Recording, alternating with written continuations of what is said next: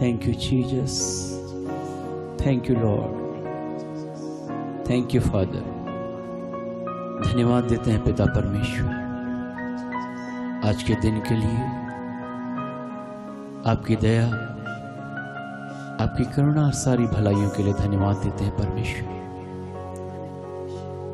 आपके उस अनमोल अनुग्रह के लिए जो हमारे उद्धारकर्ता प्रभु यीशु मसीह के द्वारा हम पर प्रकट किया गया, धन्यवाद देते हैं। आज पिता आपके चरणों में हम झुकते हैं, आराधना के इस अद्भुत मधुर समय के लिए धन्यवाद करते हैं, प्रार्थना करते हैं पिता आज की ये आराधना परमेश्वर आपकी महिमा और हम सबके लिए बड़ी आशीष का कारण ठहरने पाए। आत्मा और सच्चाई में होकर दिल की गहराई से खुदा हम सब मिलकर आपकी आराधना कर सके। आज की इस आराधना में परमेश्वर आत्मा और सच्चाई में हृदय की गहराई में होकर आपके ग्रहण योग्य आराधना को हम चाहते हैं परमेश्वर। हर एक ऐसी परिस्थिति, हर एक रुकावट और बाधाएं सब कुछ यीशु मसीह के नाम में हट जाए इसी समय। पवित्र आत्मा परमेश्वर सब कुछ अपने नियंत्रण में ले लीजिए। आराधकों को अपने सामर्थी हाथों में ले, सारी आराधना आपके नियंत्रण में। आज बड़ी आशीष, बड़ी महिमा को हर एक जन अपने जीवन में ग्रहण करने पाए। प्रभु यीशु मसीह के नाम में धन्यवाद के साथ हम मांगते हैं, आमीन, आमीन, आमीन। Praise the Lord, hallelujah, hallelujah. आज के दिन के लिए धन्यवाद देते हैं हम परमेश्वर पिता का, हमारे उद्धारकर्ता प्रभु यीशु मसीह का, पवित्र आत्मा परमेश्वर का धन्यवाद करते हैं। सबके लिए धन्यवाद कि आज परमेश्वर ने इस आराधना में शामिल होने का, उसकी महिमा करने के लिए हमारे जीवन में ये अद्भुत अवसर प्रदान किया। हालेलुया। पवित्र शास्त्र बताता है कि परमेश्वर ने हम सबको चुना। मां के गर्भ में रचने से पहले हम चुने गए, उसकी महिमा को अपने जीवनों के द्वारा प्रकट करने के लिए हम बुलाए गए। उस अनोखे प्रेम के लिए जो परमेश्वर ने अपने पुत्र के द्वारा प्रकट किया, हम पिता का धन्यवाद करते हैं। उस अनोखे प्रेम के लिए हम दिल की गहराई से पिता का धन्यवाद करते हैं। आइए परमेश्वर का धन्यवाद करें, उसकी स्तुति करें, उसके नाम की महिमा करें। आइए परमेश्वर की महिमा हम मिलकर करें।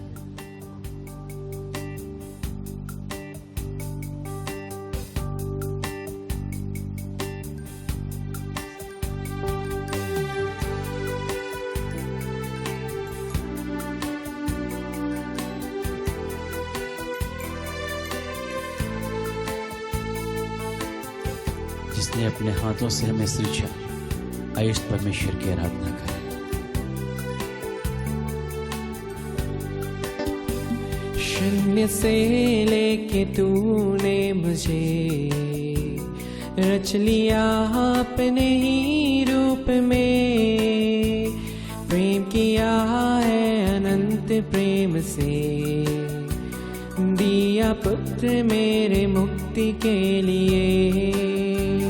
शून्य से लेके तूने मुझे रच लिया अपने ही रूप में, प्रेम किया है अनंत प्रेम से, दिया पुत्र मेरे मुक्ति के लिए। अनोखा प्यार है तेरा, करूँगा स्तुति तेरी मैं सर्वदा। अनोखा प्यार है तेरा, करूँगा स्तुति तेरी मैं सर्वदा।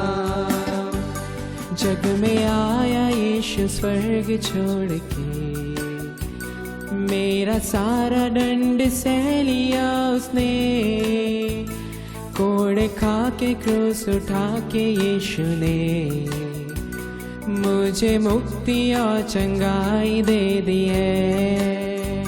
जग में आया यीशु स्वर्ग छोड़ के, मेरा सारा दंड सह लिया उसने।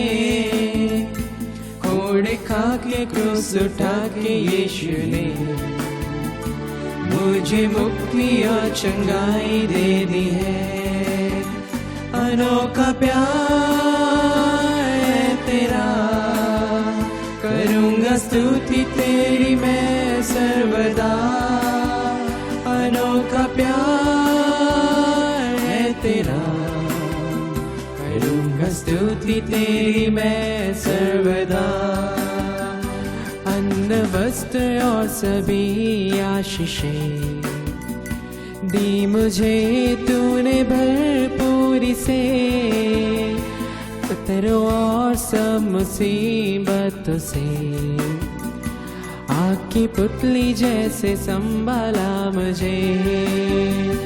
अन्न वस्त्र और सभी आशीषें दी मुझे तूने भरपूरी से।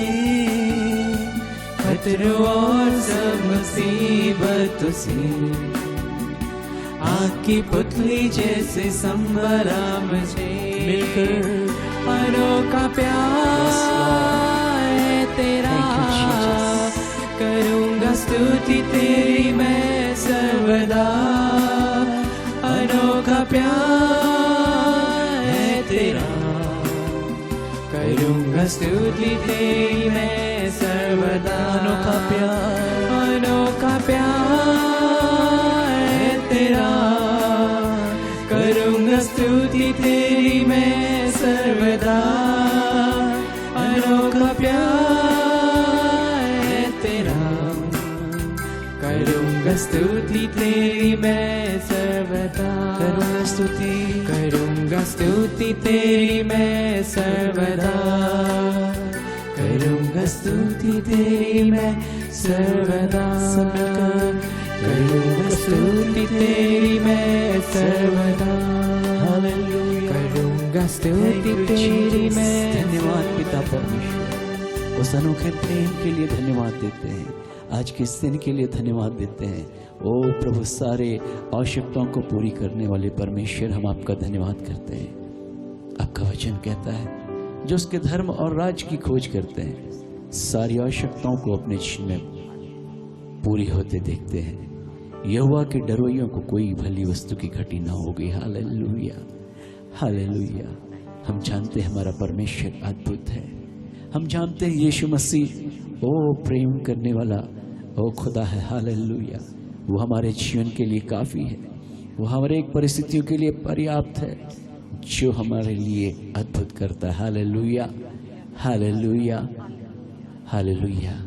बोले यीशु काफ़ी है मेरे जीवन में, यीशु काफ़ी है।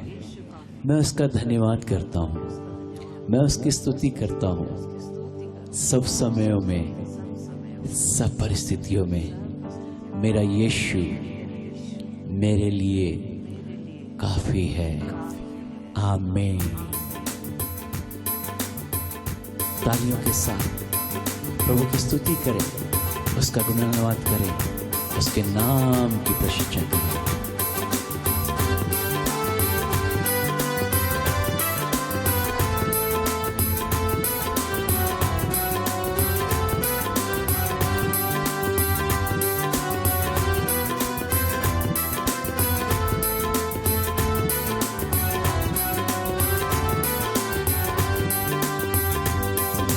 धन्यवाद स्तुति गाए हम अपने प्रभु की स्तुति गाए।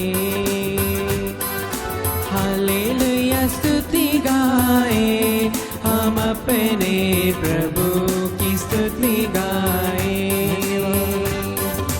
धन्यवाद स्तुति गाए हम अपने प्रभु की स्तुति गाए। हालेलुया स्तुति गाए हम अपने प्रभु की स्तुति गाए। अच्छा है, भला है, मेरा यीशु अच्छा है, मेरे लिए पर्याप्त है। अच्छा है, भला है, मेरा यीशु अच्छा है, मेरे लिए पर्याप्त है। धन्यवाद स्तुति गाए हम अपने प्रभु की स्तुति गाए। हालेलुया स्तुति गाए हम अपने प्रभु की स्तुति गाए।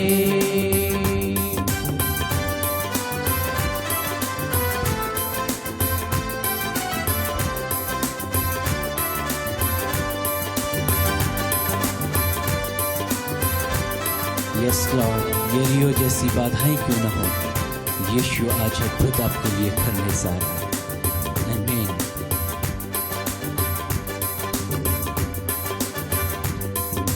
येरियो जैसी बाधाएं हो, अगुवाई यीशु करेगा। येरियो जैसी बाधाएं हो, अगुवाई यीशु करेगा। डरेंगे नहीं, घबराएंगे नहीं, स्तुति से जय पाएंगे। डरेंगे नहीं, घबराएंगे नहीं, स्तुति से जय पाएंगे। धन्यवाद स्तुति गाए हम अपने प्रभु की स्तुति गाए। हालेलुया स्तुति गाए हम अपने प्रभु की स्तुति गाए। धन्यवाद स्तुति गाए हम अपने प्रभु की स्तुति गाए। हालेलुया स्तुति गाए हम अपने प्रभु की स्तुति गाए।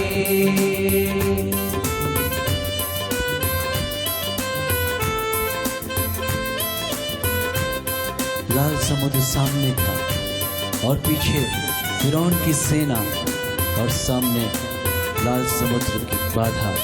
परमेश्वर ने कहा, मूसा आज बड़े उद्धार के कार्य को देख, बड़े अद्भुत कार्य को देख।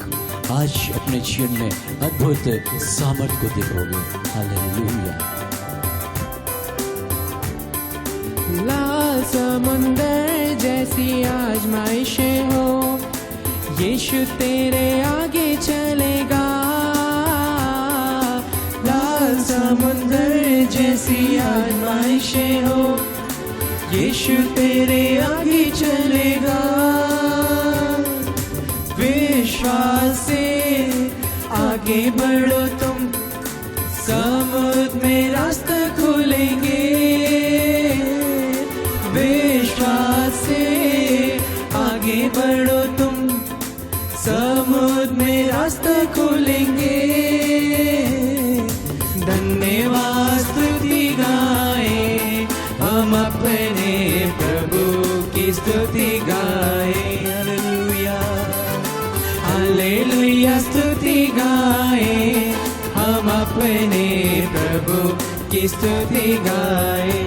मिलकर धन्यवाद स्तुति गाए हम अपने प्रभु की स्तुति गाए।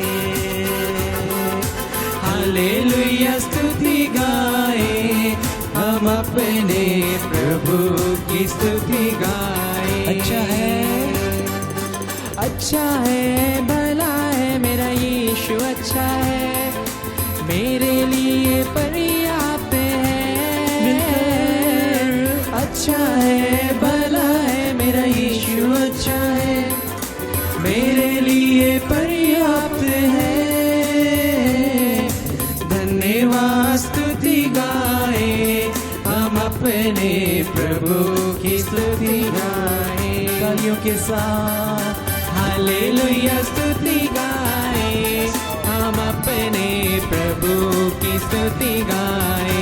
सब मिलकर धन्यवाद स्तुति गाए हम अपने प्रभु की स्तुति गाए। हालेलुया स्तुति गाए हम अपने प्रभु की स्तुति गाए। धन्यवाद स्तुति गाए हम अपने प्रभु की स्तुति गाए। हालेलुया स्तुति गाए हम अपने प्रभु की स्तुति गाए। धन्यवाद स्तुति गाए हम अपने प्रभु की स्तुति गाए। आमीन आमीन आमीन। हालेलुया स्तुति गाए हम अपने प्रभु की स्तुति गाए। अपने प्रभु की स्तुति गाए हम अपने प्रभु की स्तुति गाए।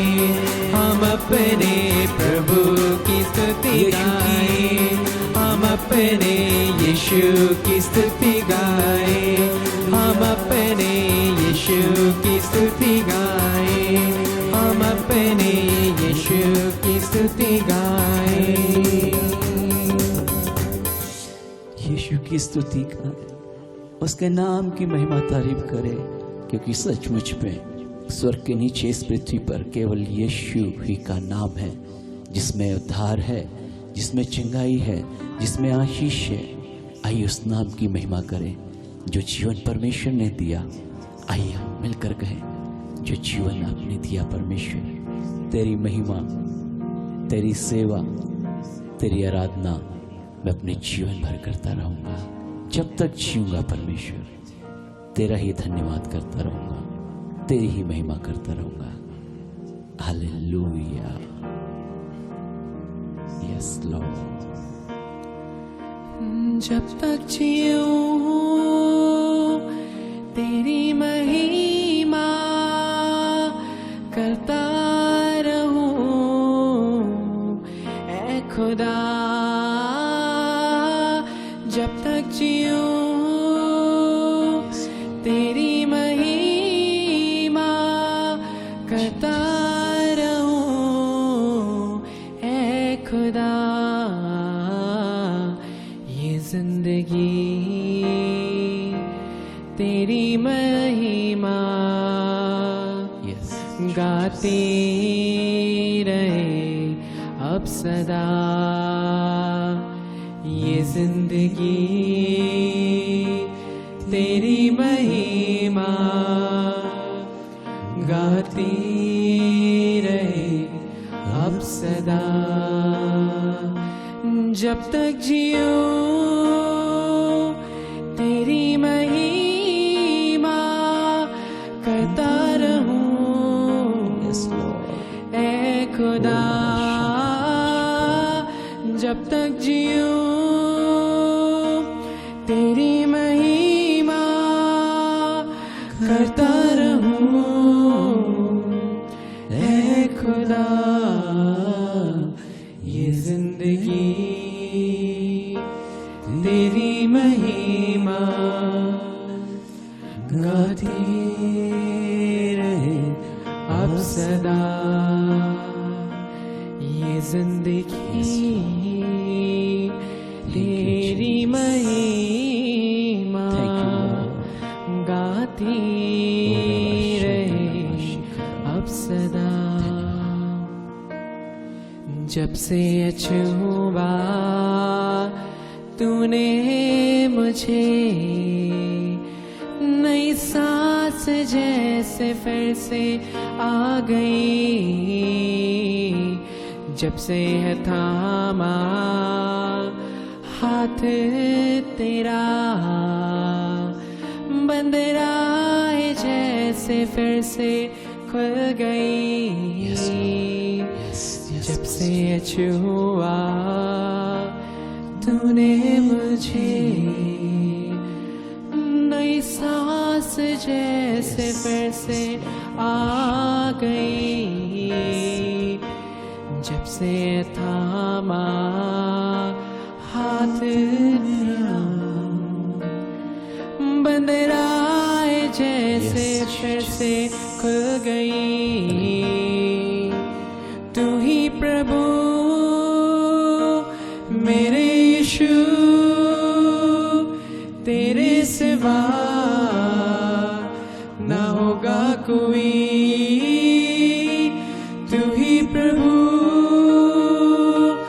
मेरे यीशु तेरे सिवा ना होगा कोई। ये जिंदगी तेरी महिमा गाती रहे अब सदा। ये जिंदगी तेरी महिमा गाती रहे अब सदा। जब तक जियो तेरी महिमा करता रहूं। ऐ खुदा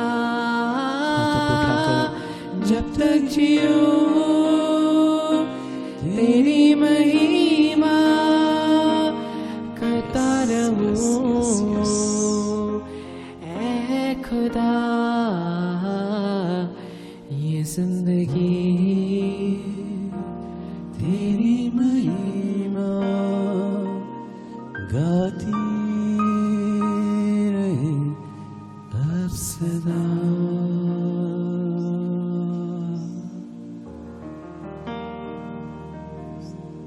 पिता हम आपका धन्यवाद करते हैं। आपकी सेवा आपकी महिमा हर समय हर पल हमारे जीवन से होती रहे। जीवन के हर एक समय में प्रभु आपकी उपस्थिति में हम बने रहे। आपकी सामर्थ्य उपस्थिति प्रभु हर एक के जीवन पर प्रकट होने पाए। आपका सहायता का सामर्थ्य हाथ प्रभु हर एक के जीवन पर इसी घड़ी प्रकट होने पाए।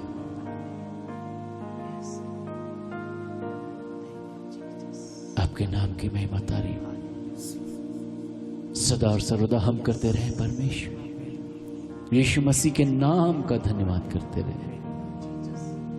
पवित्र आत्मा अपने सामर्थ्य और अभिषेक में हर एक को मस्सा कर, हर एक के जीवन को अपने आनंद और अपनी शांति से हर एक के हृदय को भर दीजिए। परमेश्वर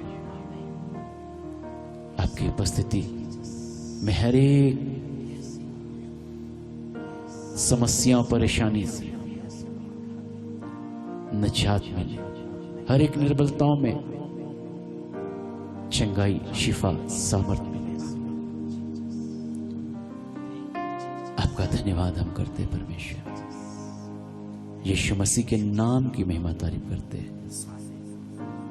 धन्यवाद के साथ प्रभु यीशु मसीह के सामर्थ्य नाम में हम मांगते हैं। आमीन, आमीन, आमीन।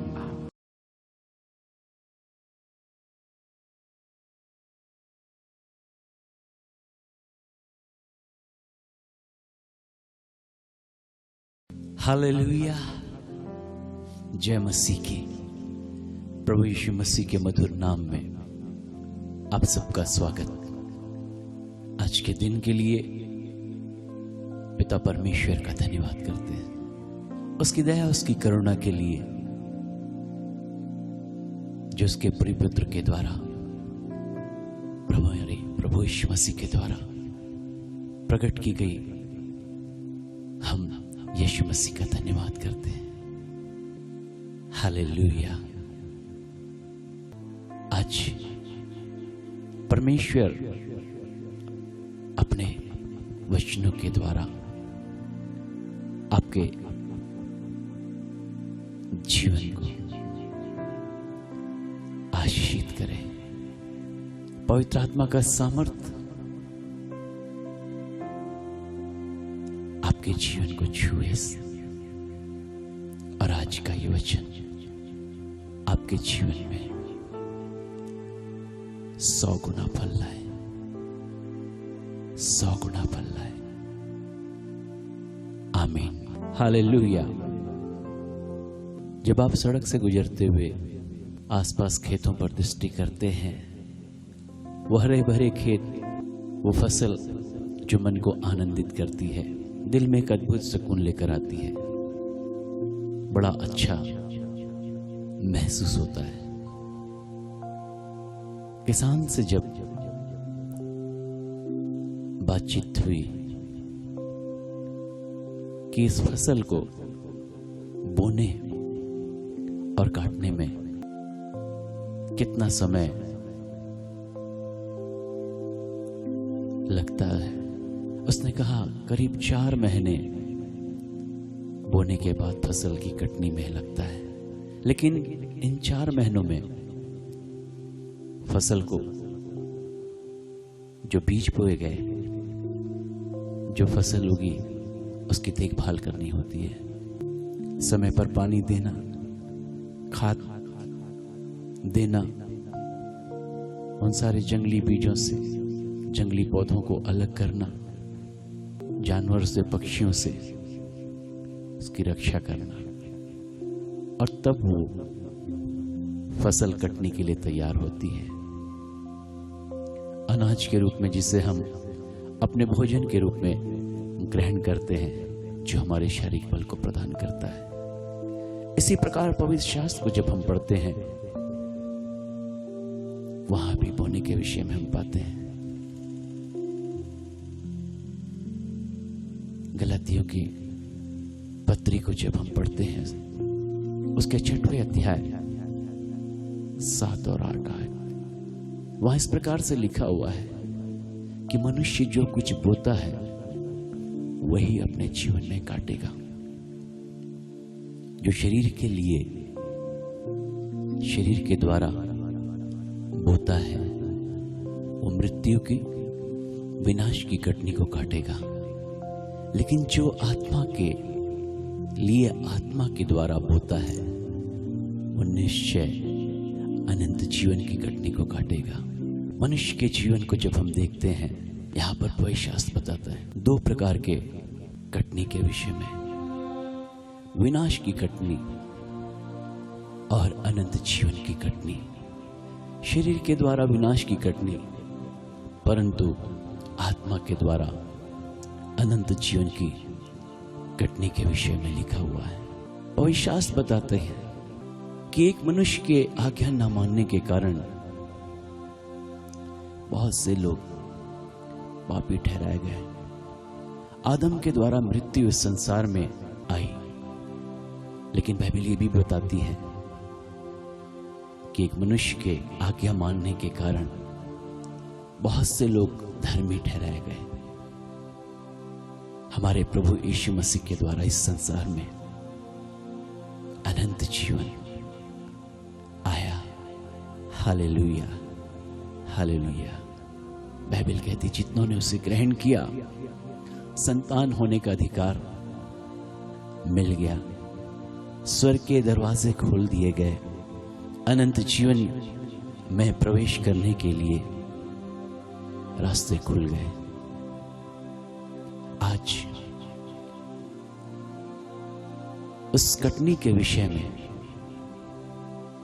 मैं आपसे बात करने जा रहा हूं। रोमियो की कलीसिया को लिखते हुए संत पौलुस कहते हैं, शरीर और आत्मा एक दूसरे के विरोध में काम करते हैं। और इस प्रकार से लिखा हुआ है, शारीरिक व्यक्ति शरीर की बातों पर मन लगाते हैं, लेकिन आध्यात्मिक व्यक्ति, आत्मिक व्यक्ति आत्मा की बातों पर मन लगाते हैं। गलातियों में लिखते हुए पौलुस कहते हैं, शरीर आत्मा के विरोध में और आत्मा शरीर के विरोध में कार्य करता है। वहां पर शरीर के कामों के विषय में लिखा हुआ है।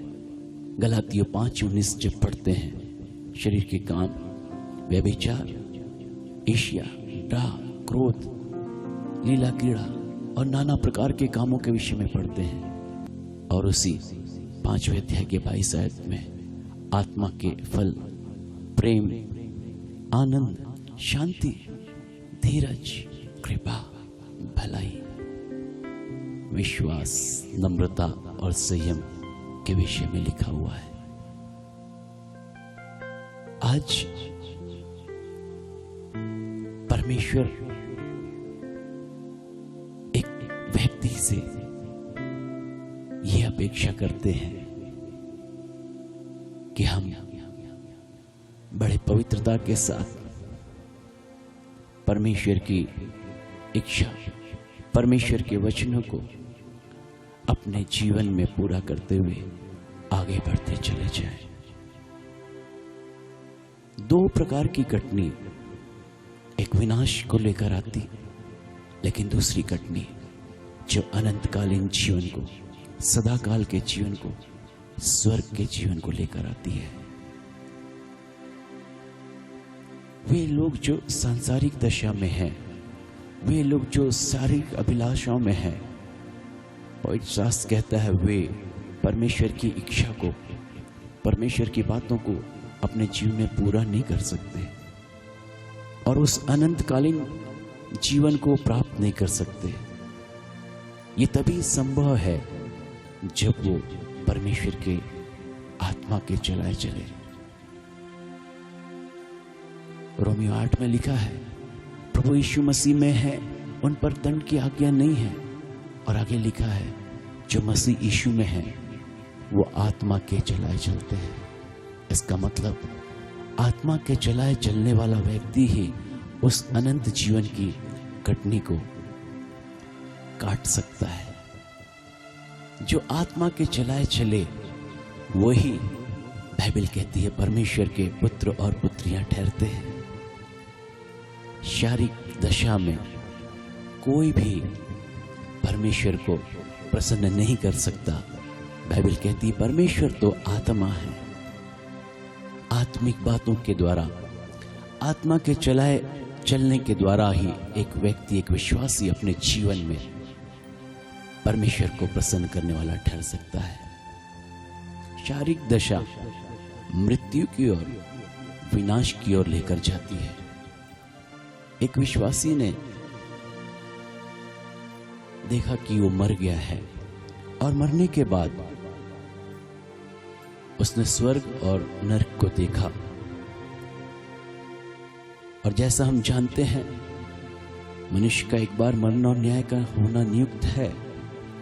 जब पुस्तकें खोली जाएंगी, न्याय का समय आएगा, कामों के अनुसार एक व्यक्ति को उसका प्रतिफल मिलेगा। और उसके कामों के कारण, उस व्यक्ति के कामों के कारण उसे नरक में स्थान मिला। और सिर्फ वो नहीं, लेकिन उसका सारा परिवार, उसकी पत्नी, उसके जवान बेटे और बेटियां सब नरक में, उस आग में, उस पीड़ा में तड़प रहे थे। उनके जवान बच्चों ने अपने माता पिता से कहा, तुम्हारे कारण आज हम इस नरक में हैं। तुमने हमें बड़ी अच्छी शिक्षा दी, सब बातों को सिखाया, सारी बातों में हम आगे बढ़ते चले गए, अच्छी नौकरियों के साथ, अच्छे पोजीशन के साथ, लेकिन तुमने हमें परमेश्वर के वचन की शिक्षा के विषय में नहीं बताया, जिसके कारण आज हम यहां पर हैं। उस व्यक्ति ने अपने बच्चों से कहा, ये बात जरूर है, प्रभु के सेवकों ने कई बार इस विषय में चेताया, स्वर्ग और नरक के विषय में कई बार बताया, लेकिन मैं सोचता था कि इनका काम केवल डराना है, सच्चाई नहीं है। ये हकीकत में ये सब कुछ नहीं है, ये सिर्फ डराते हैं। इसलिए मैंने उनकी बातों पर ध्यान नहीं दिया और वो रोने लगा। अचानक उसकी नींद खुल गई, क्योंकि वो सपना देख रहा था, पूरा शरीर पसीना पसीना हो गया।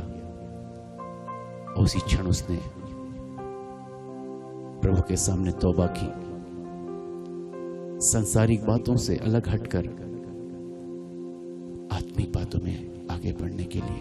बहुत से लोग इस संसार में इसी प्रकार पाए जाते हैं, जो अपने जीवन में, अपने आत्मिक जीवन को उस व्यक्ति के समान गंभीरता से नहीं लेते।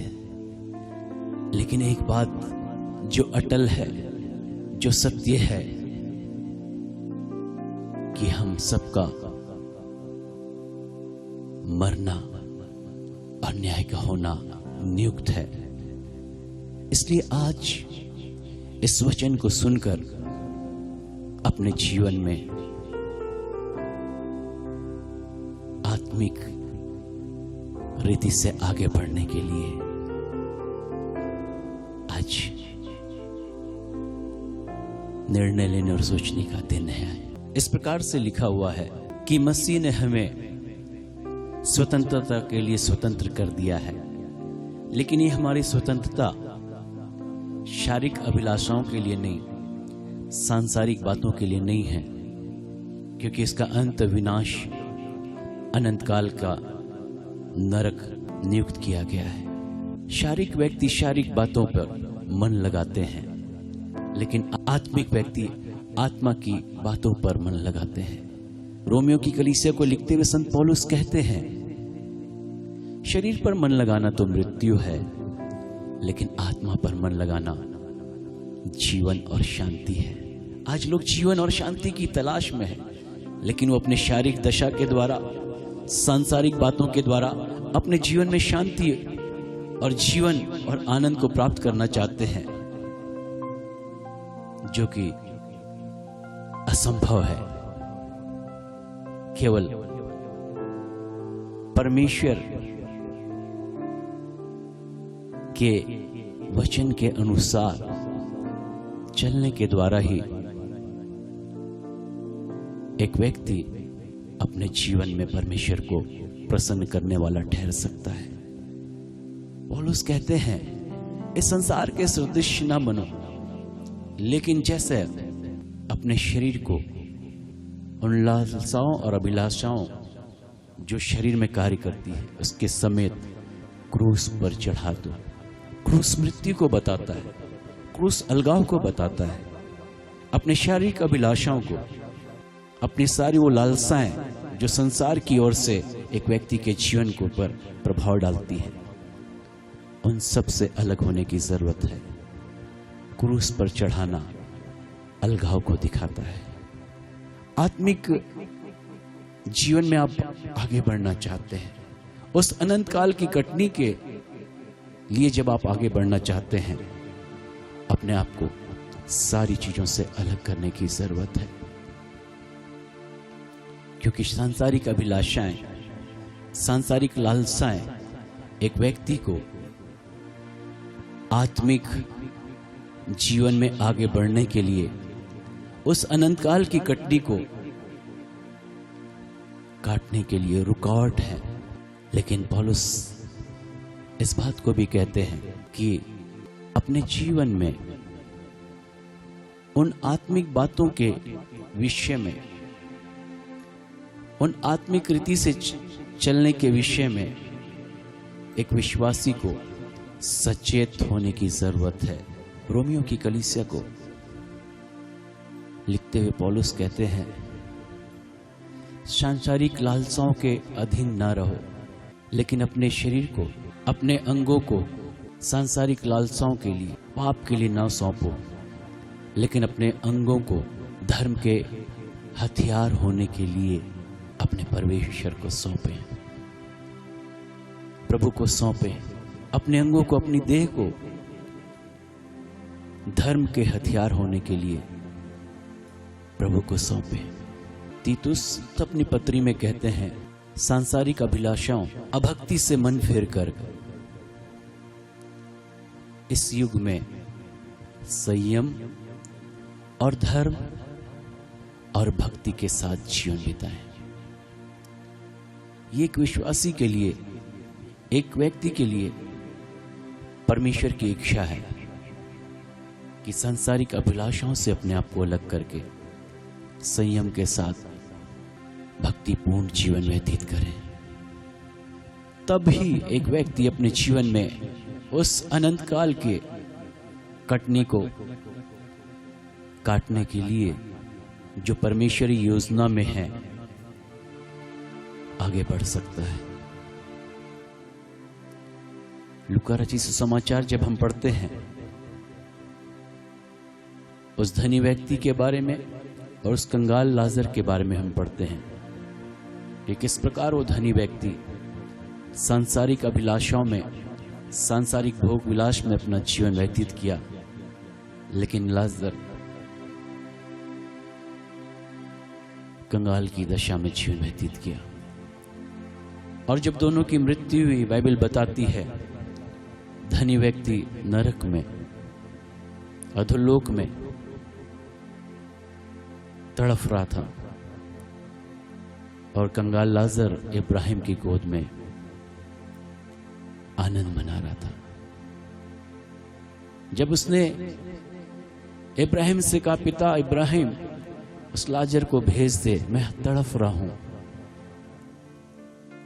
कि एक बूंद पानी मेरे जीभ पर डाल दे और मुझे ठंडक मिल जाए।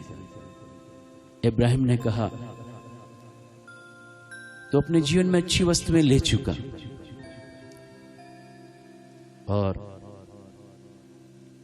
लाजर बुरी वस्तुएं, लेकिन आज तू तड़फ रहा है और लाजर शांति से, आनंद से यहां पर है,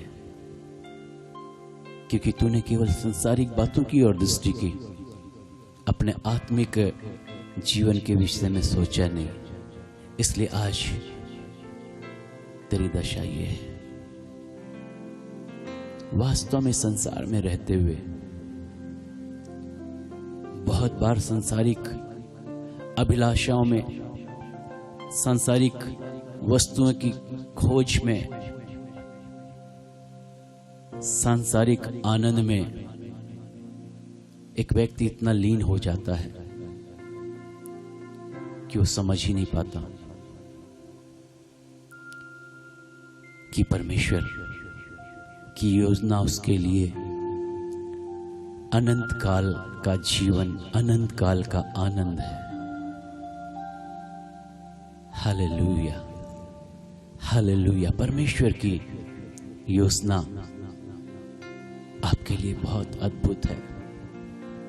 परमेश्वर आपसे प्रेम करते हैं। उस धनी व्यक्ति ने कहा, पिता इब्राहिम लाजर को भेज दे, जाकर मेरे भाइयों को बताए कि मैं कैसी तड़पन में हूं, कैसी पीड़ा में हूं, कैसे स्थान में हूं।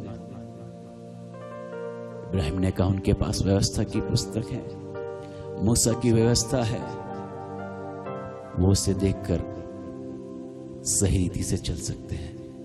आज पवित्र शास्त्र हमारे लिए दिया गया है, परमेश्वर का वचन हमारे लिए दिया गया है, एक व्यक्ति के लिए खुदावंद का जीवित कलाम बाइबल है, लेकिन कितने हैं जो इसका लाभ अपने जीवन में ले पाते हैं? कितने हैं वो जो जानकर भी सांसारिक बातों में, सांसारिक अभिलाषाओं में फंसे रहते हैं और जीवन के अंत में जब कटने का समय आता है वो तैयार नहीं पाए जाते स्वर्ग राज्य के लिए, उस अनंत काल के जीवन के लिए, लेकिन वो अपने जीवन में उस अवसर को खोकर अनंतकालीन उस आग और नरक में चले जाते हैं।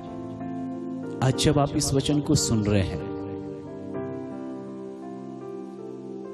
अपने उस अनंतकालीन जीवन के लिए निर्णय लेकर आगे बढ़ने का समय आपके लिए है, क्योंकि परमेश्वर कभी भी नहीं चाहता। पत्रस लिखते हुए कहता है अपनी पत्री में, परमेश्वर अपने वाचाओं प्रतिज्ञाओं के विषय में देर नहीं करता, लेकिन परमेश्वर ये नहीं चाहता कि कोई भी व्यक्ति नाश हो, लेकिन परमेश्वर अपने अनुग्रह के द्वारा हर एक पर अपनी दया, अपनी करुणा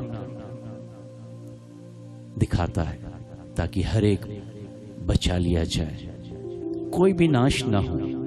इसीलिए तो प्रभु यीशु मसीह संसार में आए। पिता ने अपने इकलौते पुत्र को भेजा कि इस पर विश्वास करके अपने जीवन में उस अनंत काल के जीवन को प्राप्त कर सके। वचन को पढ़कर उसको अपने जीवन में अमल करते हुए उस अनंतकालीन जीवन में प्रवेश करने के लिए आइए हम आगे बढ़ें। किन बातों की ओर ध्यान लगाने की जरूरत है? संत पौलुस कहते हैं, जो बातें सत्य हैं, जो बातें आदरणीय हैं, जो बातें उचित और जो बातें पवित्र हैं, जो बातें सुहावनी हैं, जो बातें मनभावनी हैं और जो बातें सद्गुण और प्रशंसा की हैं, केवल उन्हीं बातों पर ध्यान लगाएं, केवल उन्हीं बातों पर ध्यान लगाएं ताकि हम शारीरिक दशा में नहीं लेकिन आत्मिक बातों में आगे बढ़ने पाए। और वे लोग जो शारीरिक दशा में नहीं हैं, उन्होंने अपने शरीर को सांसारिक अभिलाषाओं और लालसाओं समेत उस क्रूस पर चढ़ा दिया ताकि वो अपने जीवन में उस अनंत काल के जीवन की कटनी को काटने वाले हो सके। एक समय आएगा जब हर एक को इस संसार को छोड़कर जाना होगा। अमीर गरीब, छोटे बड़े, गोरे काले, कोई भी बातें किसी व्यक्ति को रोक नहीं सकती इस संसार में सदा काल के रहने के लिए। लेकिन जब न्याय का समय आएगा, पुस्तकें खोली जाएंगी, उस समय क्या बोया अपने जीवन में, वैसे ही एक व्यक्ति अपने जीवन में कटनी को काटेगा, वैसी ही फसल अपने जीवन में प्राप्त करेगा, चाहे वो शारीरिक हो, चाहे वो आत्मिक हो, चाहे अनंत काल के जीवन की हो, चाहे अनंत काल के मृत्यु की हो, चाहे वो अनंत काल के आनंद की हो, चाहे वो अनंत काल के दुख की हो। हर एक व्यक्ति को अपने कार्यों के अनुसार प्रतिफल मिलेगा। आज इस वचन को सुनकर निर्णय लेने की जरूरत है, क्योंकि परमेश्वर कभी चाहता नहीं हमें से कोई भी नरक में जाए, लेकिन परमेश्वर की ये चाहत है कि हर एक उस स्वर्गीय राज्य में प्रवेश करे। लेकिन ये तभी संभव है एक व्यक्ति के लिए कि वो अपने जीवन में किस बातों को चुनता है, शरीर आत्मा के विरोध में और आत्मा शरीर के विरोध में कार्य करता है।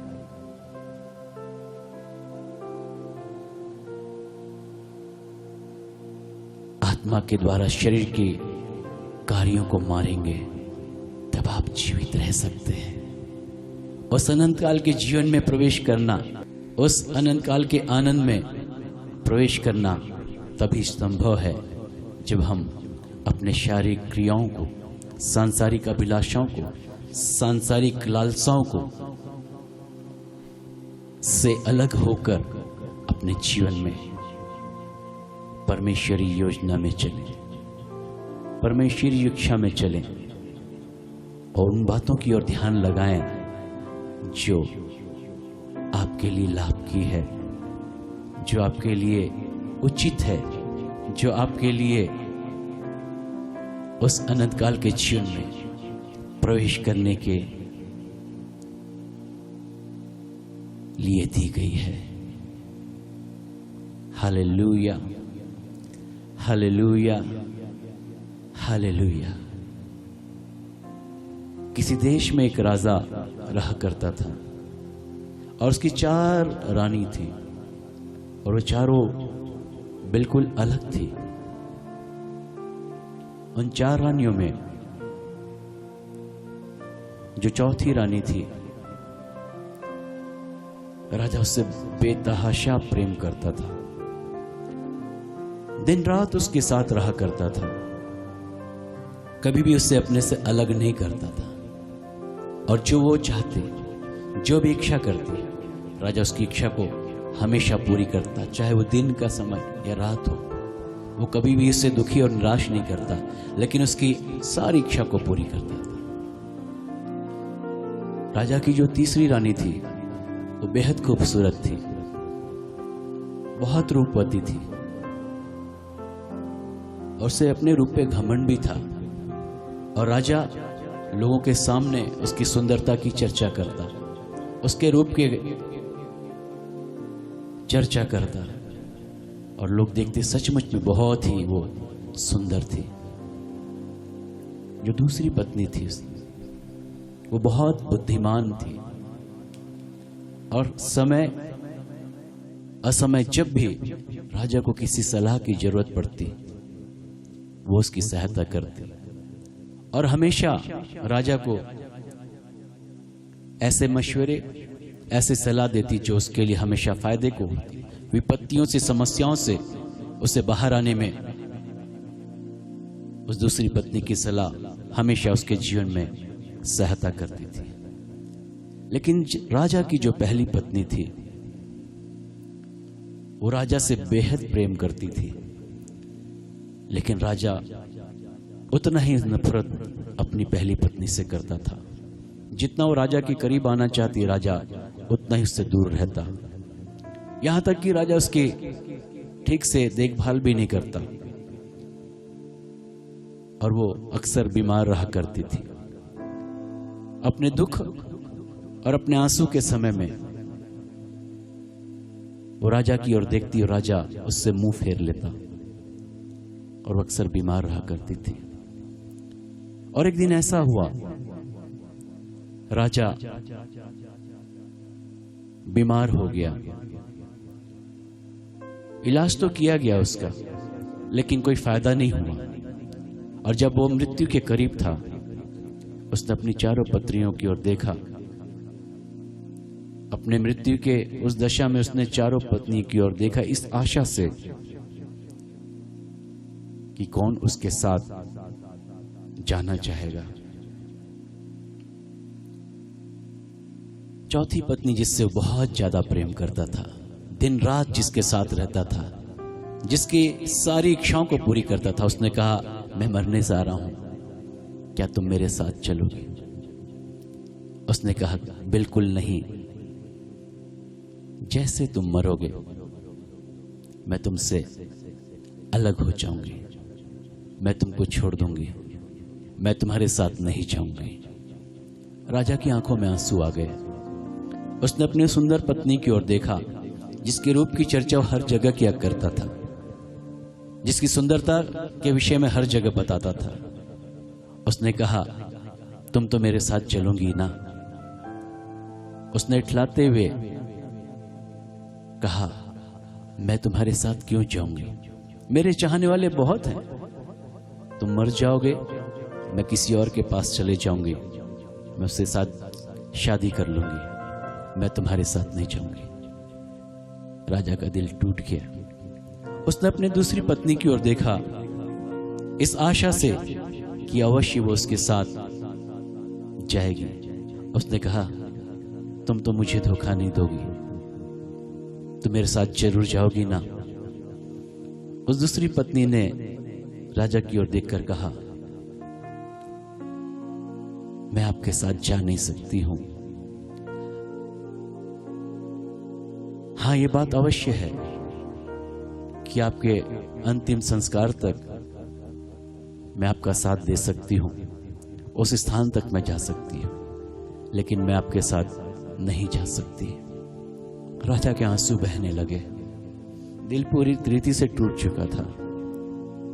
उस पत्नी की ओर, पहली पत्नी की ओर देखने का उससे हिम्मत भी नहीं हुआ, क्योंकि उसने उसकी कभी परवाह नहीं की थी, कभी देखभाल किया नहीं था, कभी प्यार से बातचीत नहीं की थी, जिससे नफरत करता था। उसने उसकी ओर मुड़कर देखा। इसके पहले कि राजा कुछ बोलता, उस पत्नी ने कहा,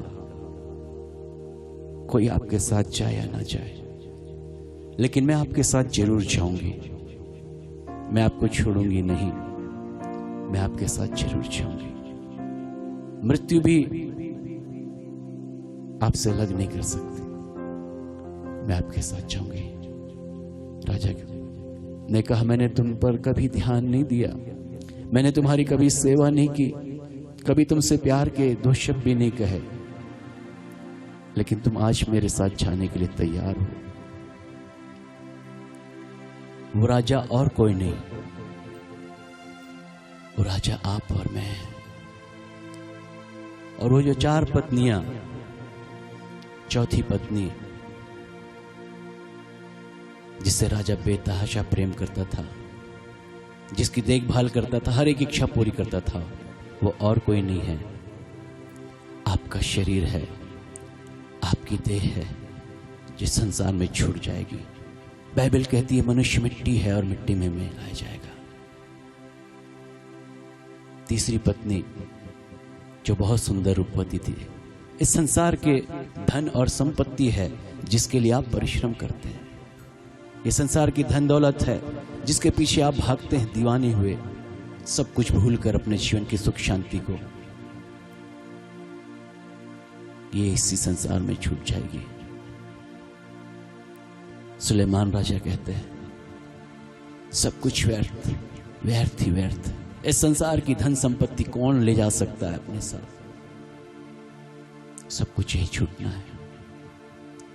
दूसरी पत्नी जो बुद्धिमान थी, जो हर बातों में सहायता करती थी, वे आपके करीब के लोग हैं जो आपसे प्रेम करते हैं, वे आपके मित्र, वे आपके रिश्तेदार हैं, वे लोग जो आपको चाहते हैं, जो आपको सलाह देते हैं कि आप अपने जीवन में सही निर्णय ले सकें।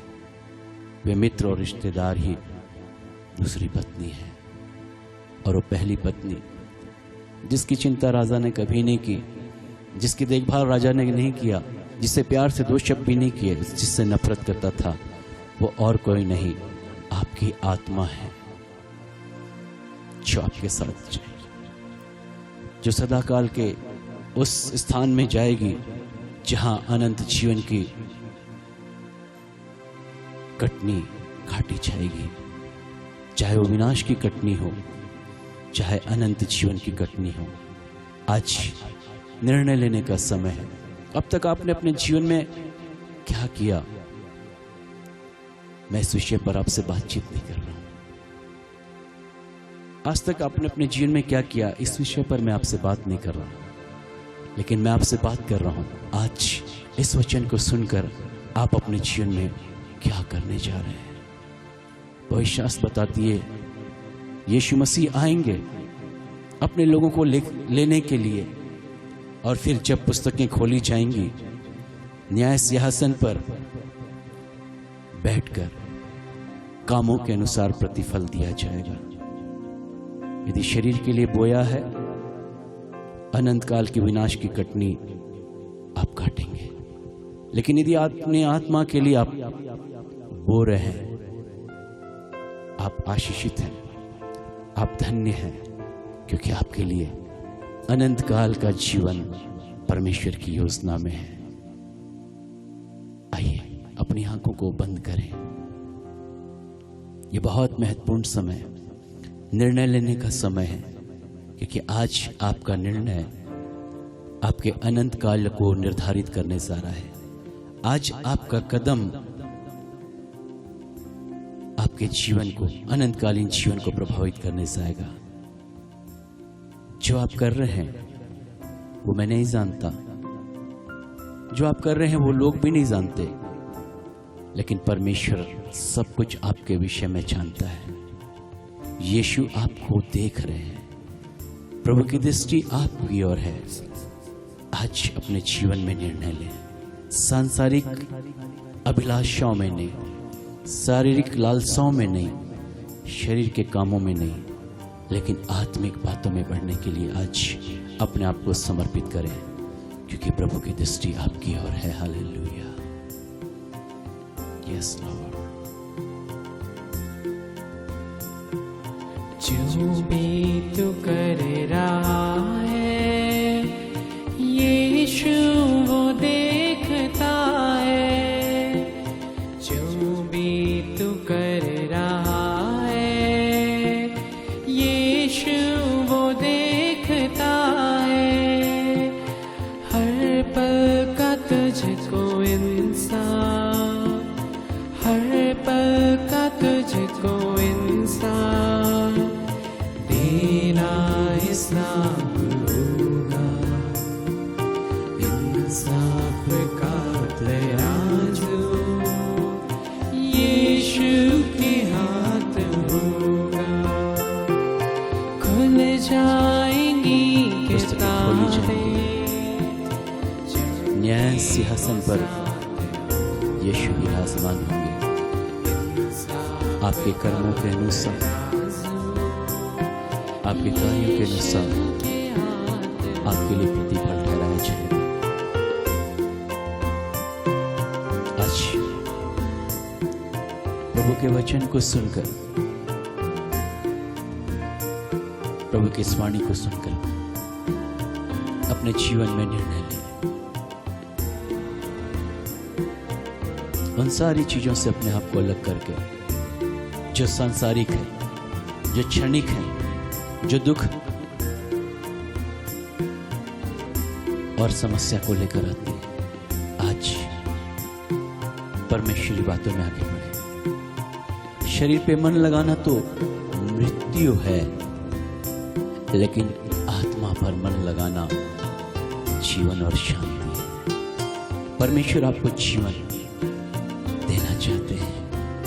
यीशु मसीह आपके जीवन में अपनी अद्भुत शांति देना चाहते हैं। सिर्फ इस जीवन के लिए, लेकिन अनंतकालीन जीवन के लिए, अनंतकालीन राज्य में परमेश्वर चाहते हैं आप भागीदार हो। इसी समय निर्णय लें, अपने आप को प्रभु के हाथों में दें, अपने जीवन को परमेश्वर के हाथों में दें। इस निर्णय के साथ, पिता मैं आज निर्णय लेता हूँ, प्रभु यीशु मसीह में अपने जीवन में आत्मिक बातों में मैं स्वतंत्र किया गया हूं, मैं छुड़ा लिया गया हूं, इसलिए कि आत्मा के चलाए चले, इसलिए कि आपकी इच्छा को अपने जीवन में पूरा करें, इसलिए कि आपकी मर्जी को अपने जीवन में पूरा करें। खुदा हम हर एक के लिए प्रार्थना करते हैं, पिता हर एक के लिए प्रार्थना करते हैं, जितने इस वचन को सुनकर अपने जीवन में ग्रहण कर रहे हैं।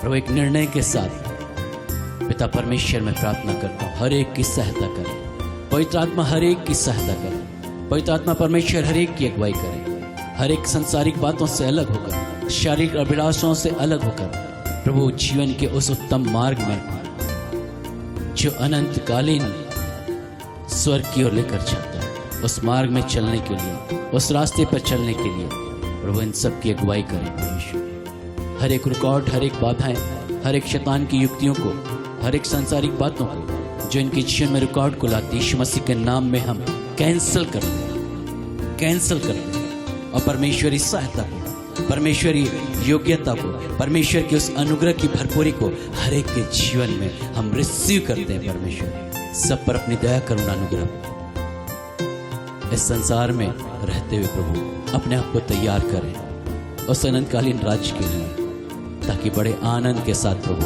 आपके साथ वहां पर सदा काल के स्वर्ग में अनंतकालीन जीवन में रहने पाए। परमेश्वर हर एक की सहायता करे प्रभु, हर एक की अगुवाई करे, हर एक के जीवन पर अपनी दया करुणा अनुग्रह भलाई प्रकट कर प्रभु यीशु मसीह के उस नाम में जिसमें सब कुछ संभव है, सारी आशीषें हैं। धन्यवाद के साथ हम मांगते हैं। आमीन, आमीन, आमीन। प्रभु आप सबको आशीष दे। पिता परमेश्वर का प्रेम, उसकी अनुग्रह, उसकी करुणा, उसकी दया की भरपूरी आपके जीवन पर सदा सर्वदा बनी रहे। आमीन, आमीन, आमीन।